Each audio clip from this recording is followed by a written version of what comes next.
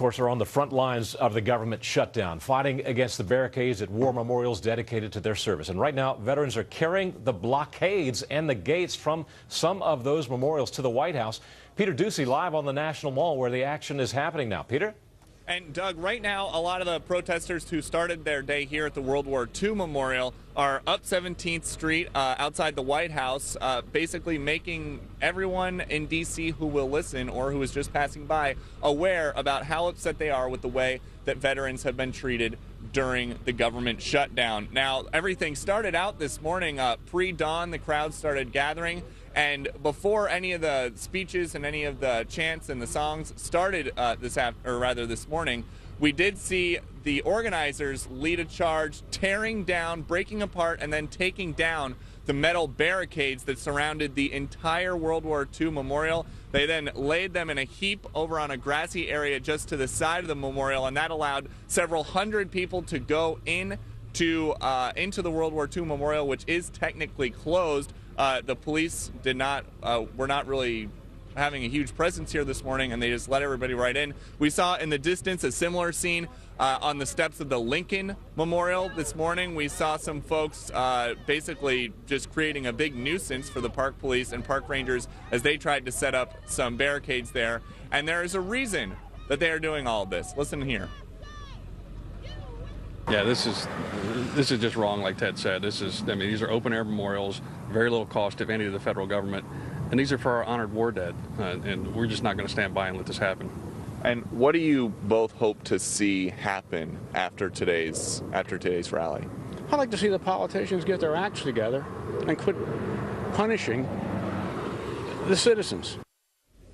Veterans of many wars gathered here today, and I did have a chance, I had the honor to speak with one World War II veteran who told me what the big turnout today at this memorial means to him. Never expected this to happen. Never expected to see the government shut down, and I am thrilled by the spirit that I see in these veterans here. They're remarkable.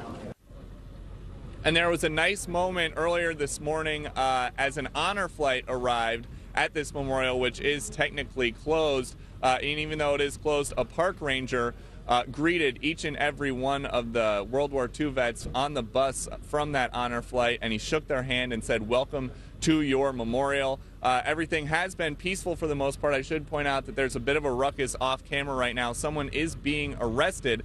We don't know for what. We don't know if they are in any way involved in this, but we see several different agencies right now. It looks like the park police and some Secret Service who have a man in custody right now. So if we hear anything about any possible charges or what he's being accused of, we can bring that to you later on. Peter, is it possible to swing your camera around real quick that we can get a shot of that? Can you do that? Yeah, we can take a shot over here. Yeah, take a real we're quick, staying live, so you can see there's a big crowd here. They've got a couple different vehicles here.